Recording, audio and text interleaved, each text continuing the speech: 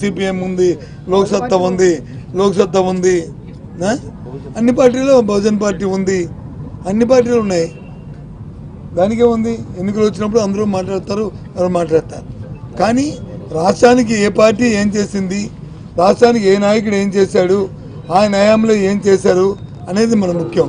ఇప్పుడు చేసింది ఒక్క విషయాన్ని, రేపు ఎన్నికలు జరుగుతున్నప్పుడు ఒకే విషయాన్ని మా ముఖ్యమంత్రి గారు చెప్తున్నారు.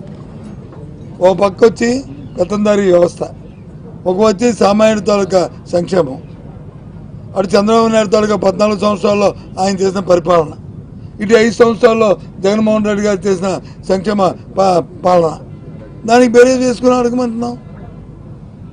అందులో అంతే తప్ప ఎవరిని మోసం చేయలేదు, ఎవరిని మాయ చేయలేదు, ఎవరిని దగా చేయలేదు. బాబు వస్తే జాబ్ వస్తుందని చెప్పలేదు, వస్తే నిరుద్యోగం గుర్తిస్తారని చెప్పలేదు, లేదు మహిళలకు వచ్చి వడ్డీ మొత్తం రుణమాఫీ చేస్తారని చెప్పి మోసం చేయలేదు.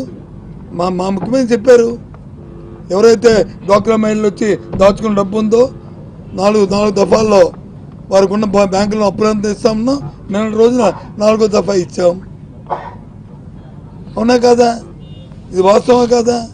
3,000 రూపాయలు పెన్షన్ ఇస్తామని చెప్పాం, 2,000 నుంచి మనం 1వ తారీఖు నాడు 3,000 పెన్షన్ ఇచ్చాం. ఇది అవునా కాదా?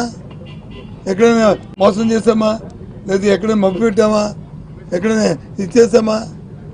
ఏదైనా మేము చేసింది, మా ముఖ్యమంత్రి చెప్పిందే చేస్తారు, చేసింది చెప్తారు.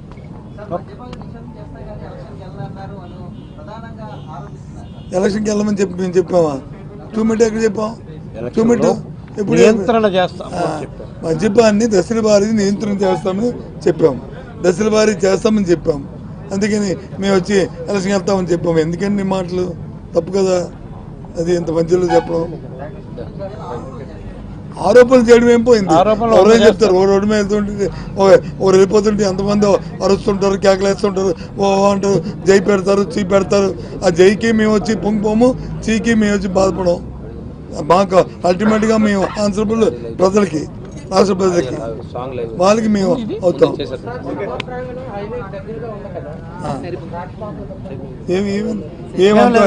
ఏమంతా ఏముండవు. అన్ని ఏర్పాట్లు ఇక్కడ పోలీసు అధికారులను పిలిచి కూడా మాట్లాడటం జరిగింది. ట్రాఫిక్కి రెగ్యులర్ ట్రాఫిక్లో ప్రయాణికులకు కానీ, వేరే దూర ప్రాంతాలకు పోయే వాహనాలకు కానీ ఎటువంటి అంతరాయం లేకుండా ముందు నుంచే ట్రాఫిక్ డైవర్ట్ చేసే అవకాశాలు చూసుకొని, ఏ పక్కకు పోయే ట్రాఫిక్ను ఆ పక్క డైవర్ట్ చేసి ప్రయాణికులకు ఎటువంటి ఇబ్బంది లేకుండా చేయమని చెప్పడం జరిగింది. పెద్ద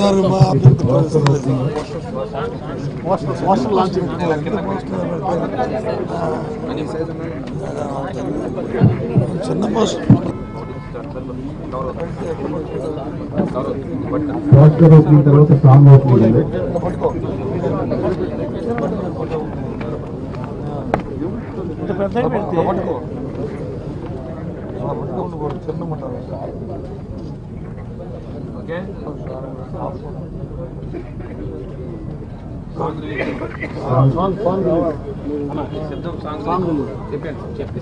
మనం అనుకున్నట్టు